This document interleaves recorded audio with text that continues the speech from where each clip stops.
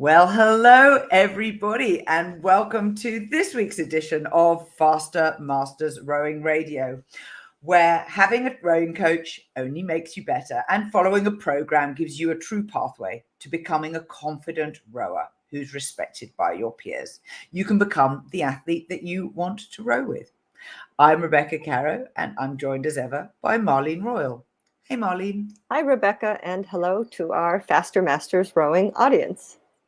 So, news to everybody in New Zealand, we are in lockdown again. So, I've been on the rowing machine this week.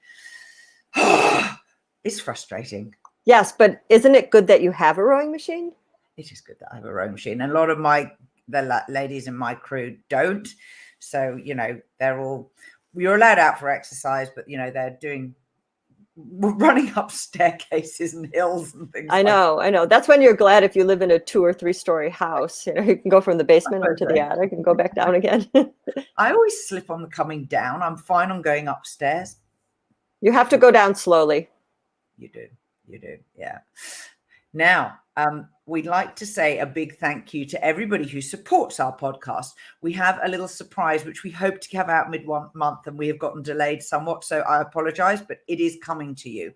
And if you're listening to this and you know that you enjoy what we do, we encourage you to support us. It does cost a lot of money each year to run the podcast. Monthly donations start from $1, and you can go to fastermastersrowing.com/podcast. Now, I have just going to show you the most beautiful picture that I have behind me, which is the Capital Rowing Club roof. And I was sent this picture by Jessica Price Cooper, and she said the roof blew off, but it allowed her to take this gorgeous picture through the structure of the sunrise. And it really is very, very lovely. So thank you, Jessica. That was just gorgeous. And if you're watching live, remember you can add questions or remarks by typing into the comments below the feed where you're watching. If you're on Facebook, you have to allow StreamYard access to your profile. Otherwise, you come up as the Facebook user. We know who this is from Casper, Wyoming. And hello from the Hudson Valley. And hello, a traveler back after Masters Nationals. So we were talking before we kicked off about what it's like traveling back after a regatta. And we're going to have our big topic today is all about doing your season debrief and planning for the next season based on what you observe from this season. So we will cover that when we get on to our big topic. But this past week, I want to draw your attention to a couple of really important articles. So I was reading in the local New Zealand news about a bunch of very successful Olympians. And here you can see the article, and it is headed off with the title, How Our Female Rowers Ate More and Triumphed, and a lovely picture of Brooke Donahue and Hannah Osborne. And the backstory, and I will put the link to this in the show notes so that you'll get it. But the backstory was that a lot of the female athletes were found to be amenorrheic or not having their periods. And nutritionist working with the team started to do, they found this in 2016 as a health survey. And their nutritionist said, we need to find out why this isn't happening. And she thought that one possible solution was REDS, which is a really important assessment of how much calories you're getting in compared with the energy that you're expending. And they found that most of their athletes were in the orange or red zone rather than the green zone. And they said that they changed the mentality that if you don't fuel enough, you won't get the results you want. And so instead of the athletes having this mindset of ideal race weights or, being lean, that they had to change the mindsets so that you fuel enough so that you get enough energy. And I just thought this was just incredibly powerful as a good way that sport is moving on, particularly with regard to female health. And so I'll share that article with you. I'll put the URL on the screen there. And Marlene, you picked up another health article about diet this Yes, week. also on the Rowing News website, Nancy Clark has an article that was posted. It was posted today, actually, that says "Exercising to Attain a Perfect Body: A Futile Quest." And what she looked at was basically, what would you do if you wanted to, if you wanted to attain your like performance versus your image, what would you do? And she starts out by saying, the standard solution, of course, is train harder to shed pounds and attain the perfect body. But in the article, she definitely, she makes the point that, what she writes here, I'm quoting, the problem is exercise is better known for helping to maintain fat loss than for contributing to fat loss. Reducing body fatness depends more on reducing food intake than on increasing exercise. As you know, the more you row or erg, the hungrier you're going to get and the more you're going to eat. So I thought, first of all, that was an important message, because if you think, oh, I'm just going to train more and I'm going to lose fat that way, because we don't necessarily want to lose muscle and active tissue that's going to help move the boat better, right? That you have to balance your caloric needs with your exercise needs, and if you increase the amount that you exercise, you have to increase the amount that you eat. And here she has the performance versus image, and she posed this. This was her question: what would you, if exercise had no impact on your body weight or appearance, would you change how much you train? And I thought this was really interesting. And she said, yes, yeah. So she said, dedicated rowers will likely answer no change. They follow a training program geared towards achieving a specific performance goal. College rowers at the D1 level have little choice in how much they row. They have to do what the coach demands. Rowers who want to be lighter would likely cut out cardio done specifically to burn off calories and instead eat a little less. Like, of course, if you can trim the amount that you exercise, you can probably reduce a little bit the amount that you eat. She said fitness rowers might only then do the workouts they enjoy. Gee, yeah. What a novel idea, right? Compulsive exercise with a high drive for thinness, which can include any of the categories above, may want to take more rest days, stop getting up at 4 o'clock every morning to do a longer workout or double workouts. But, those are the rowers who have the anxiety about, oh my gosh, I don't want to get fat, so they constantly train hard and they don't ever let up. And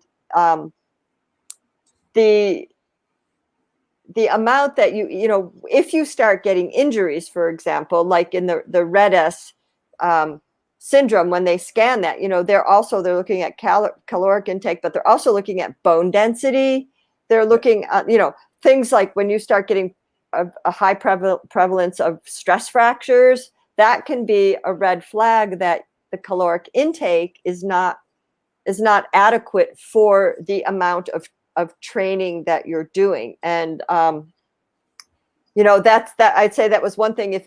If our masters athletes, if you're kind of you're starting to get these like little nagging pains in your wrist or tendonitis, or maybe your ribs are bothering you, you're starting to get little injuries that are bothering you, I think the first thing I would look at is, are you eating enough to get enough nutrients to keep your immune system strong? As we know, fiber feeds your immune system. Fiber feeds the good bacteria, which is what keeps your immune system healthy.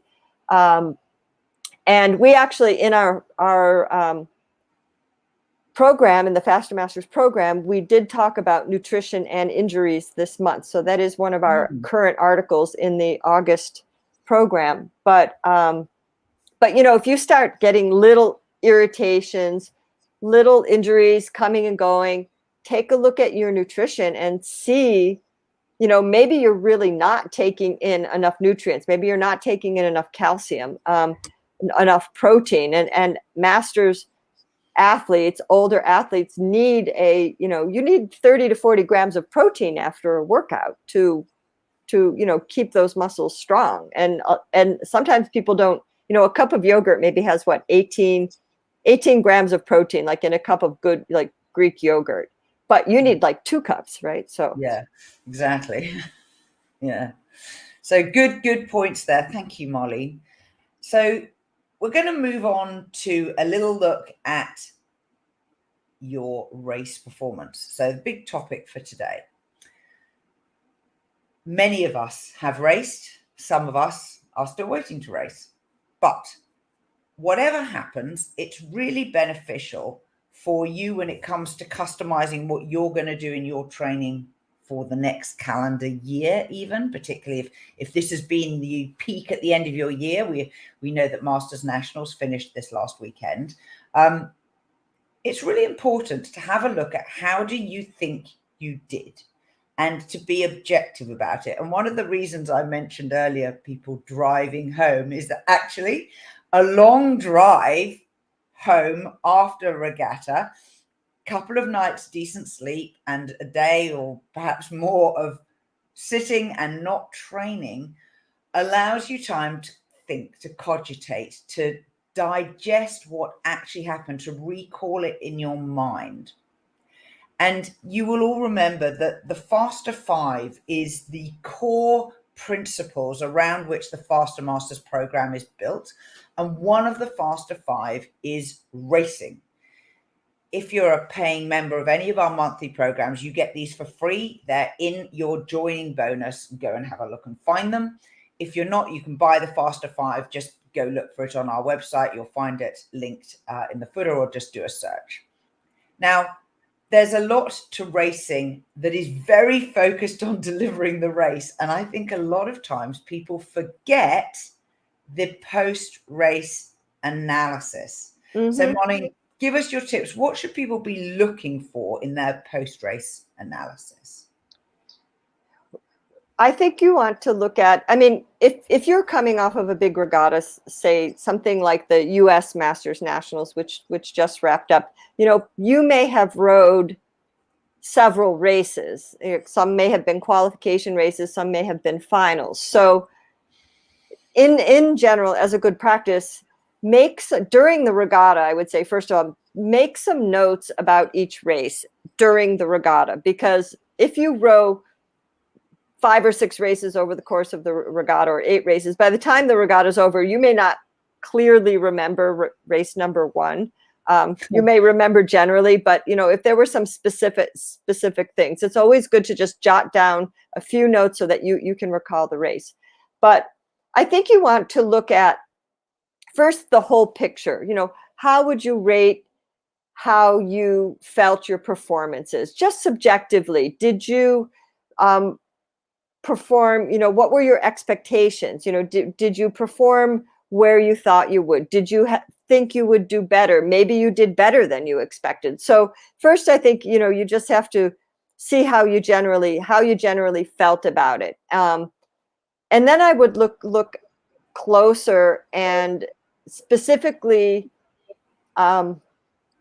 write down what you felt that you did very well, especially if this is you could do it on the level of the whole regatta, which was over 4 days, or you might zero in on the event that was your most important event and really dissect that event if that was the event you were really focusing on. But I think, first of all, look at what you feel you did well. Apart from whether or not the result was what you wanted or hoped for, let's sort of put the results aside and say, well, look at the things you did well. Did you get to the start on time? Did you do a really good job getting out of the starting blocks or your boat? Did you steer well? Did you follow your race plan? Look at the process oriented things. Were you, how were you thinking during the race, or how did you do technically? And, kind of look at the race itself in terms of the package of the race, but also look at what went well leading, like I like to look at the whole day before the race. How did you do with your pre-race routine? How did you do with your nutrition, your hydration? If it was hot, were you able to stay cool? Were you able to manage that? Are there things that you could have done better? But I always like to look at the things that went well and give yourself credit for everything, right? I wore the right clothes. That's a positive, because if you wear the wrong type of, if you wore the wrong, if say you came there in really warm clothes and you didn't have anything else, that would not be a good choice, right? Or you didn't have enough clothes and it was a cold situation, and being cold can certainly affect your race results for your muscles. But even every single thing, just kind of walk through that whole day and look at what went well on the level of your peak race, what went well on the level of your regatta, and then look at what could you have done better. Rather than saying what didn't go well, I would just say, what do you need to improve on? And that's where you start to develop your task list for what are you going to start building into your practices to improve or to create it. Maybe you're creating a plan for next season. Maybe you're just looking at transitioning into head race, and there's some things that you can still work on for your head racing season into November. But look at what you need to improve on.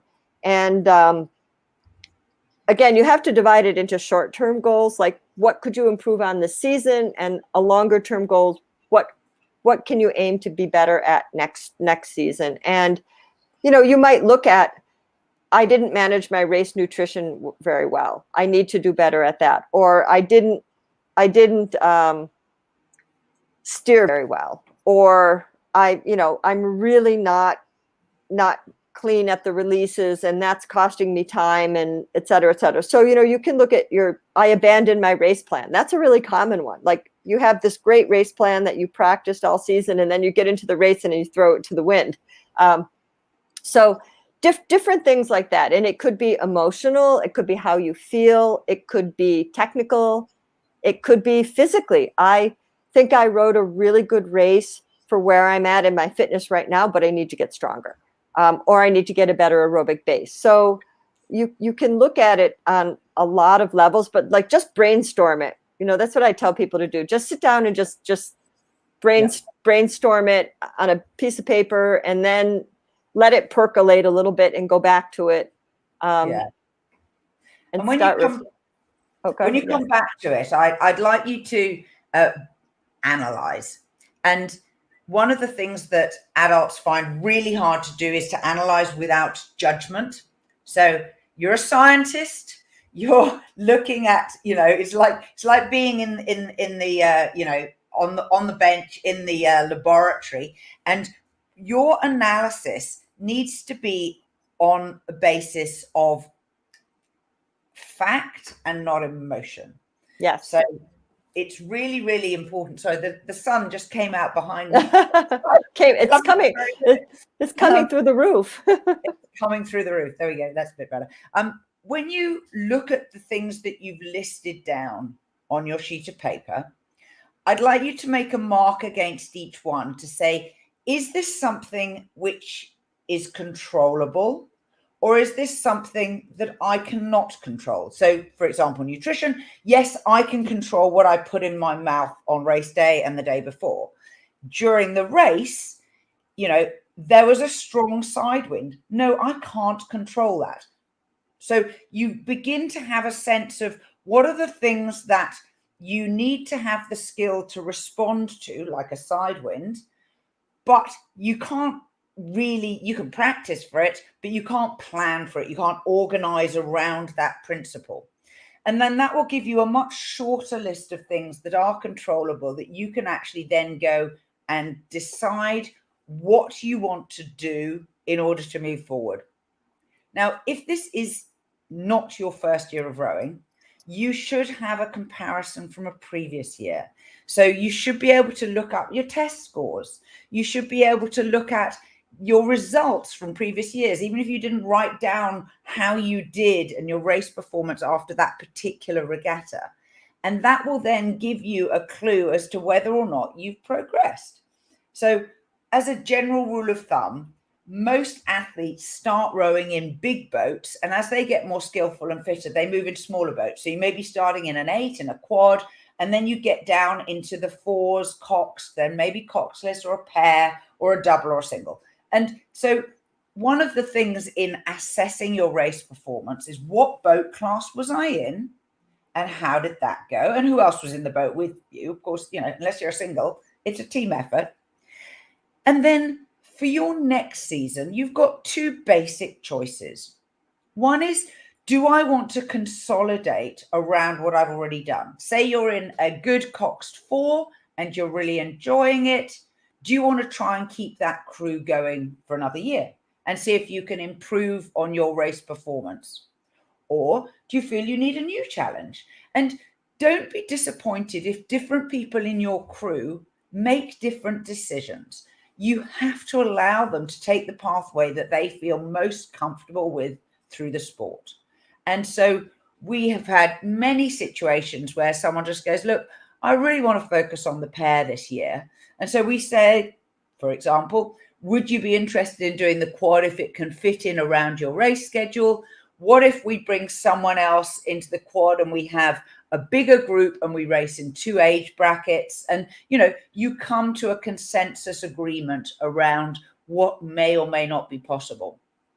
Personally, I often regret it when someone decides to leave a crew that I perceive as being successful. But right now, this season, I am leaving a crew that has been successful because they are younger than me and they don't need my age and lack of strength in the event that they're racing. And so I am quietly migrating away from that group of women and into a slightly different one, which, this is what happens when you go up through the age bands. That's one of our adaptations. It is, exactly. And a new challenge is nice. Your new challenge doesn't necessarily have to be that you have to work with a novice or someone who's really new to the sport. It might be just you go to a different regatta, try a different head race, try a different crew lineup, try yourself steering, try yourself in stroke. There are lots and lots of small challenges that we can set ourselves that can flesh out the skill set that we bring to the sport overall. And I think that's a very good point. And also, like, when you're assessing things to improve,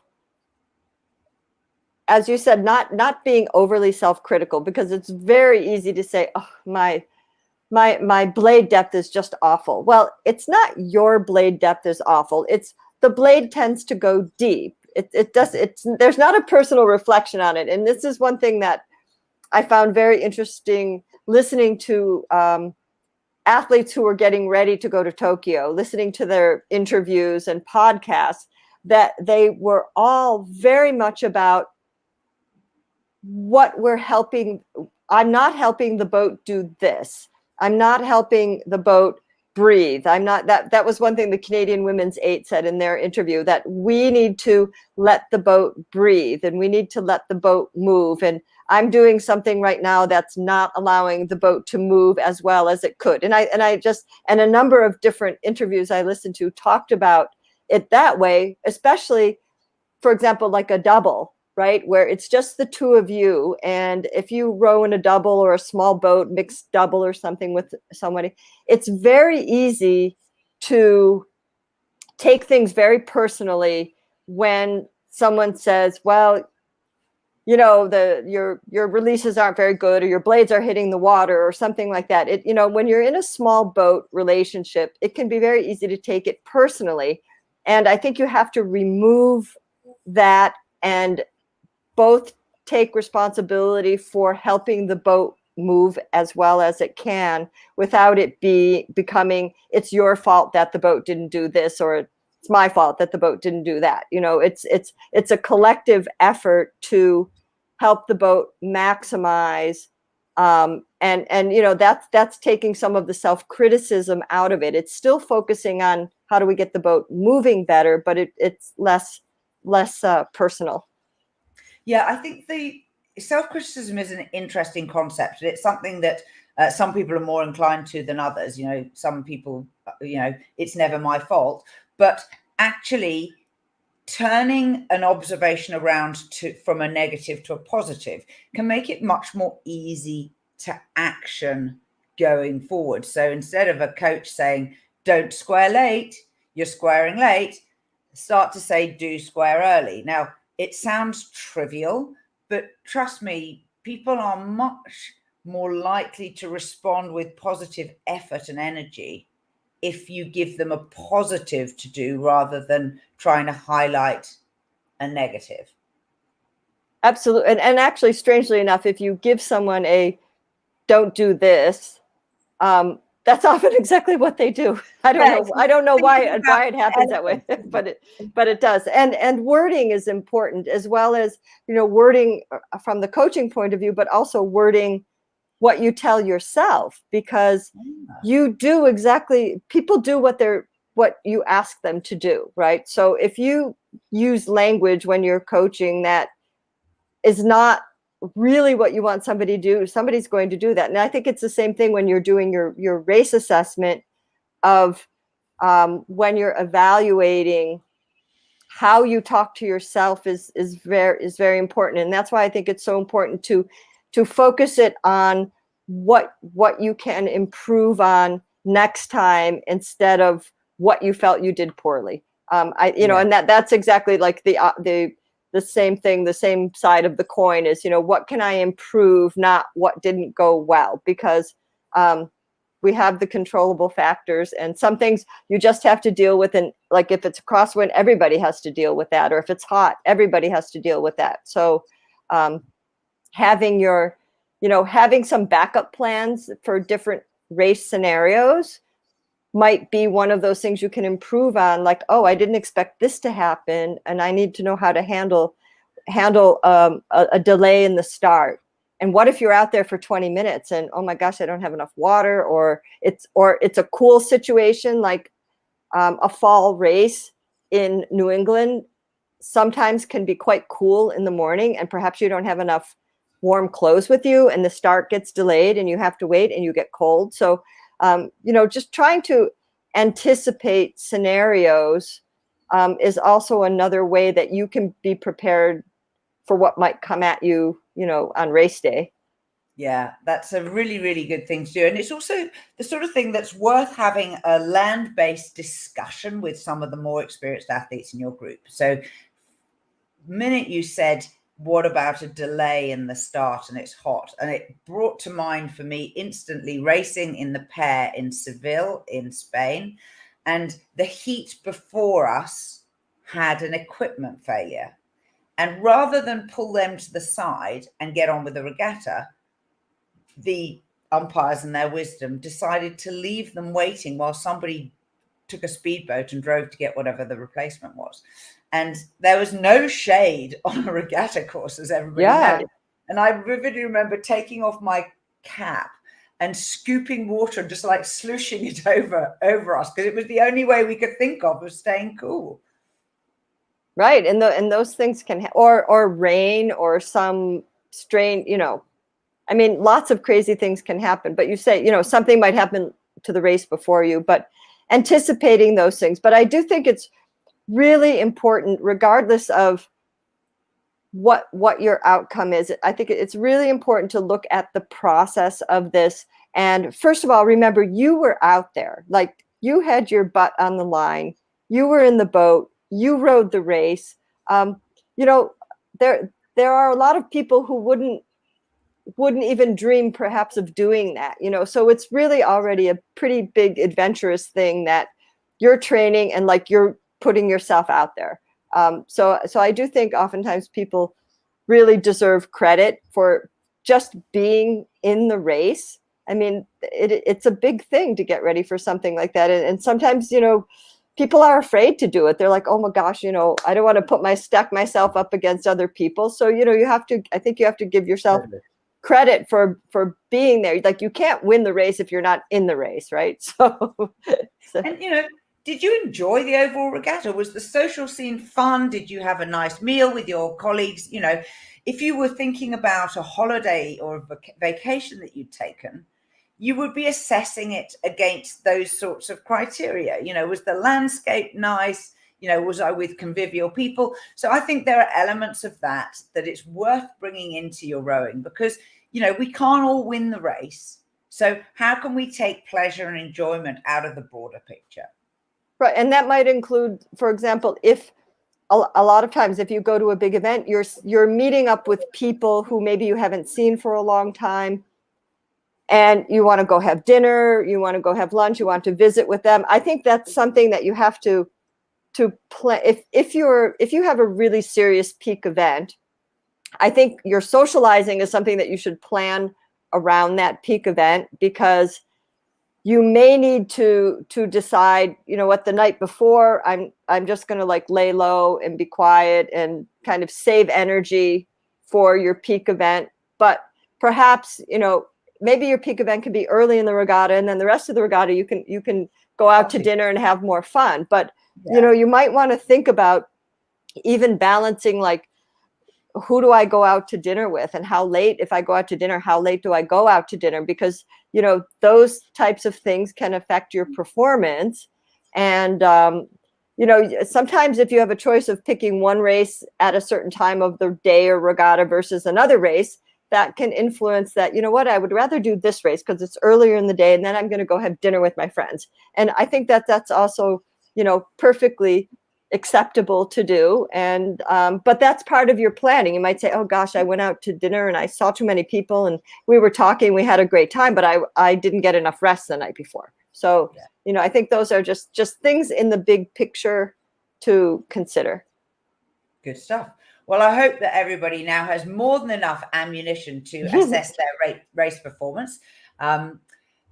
This has been Faster Masters Rowing Radio for Thursday, the 19th of August. It's been lovely having you guys along for the ride.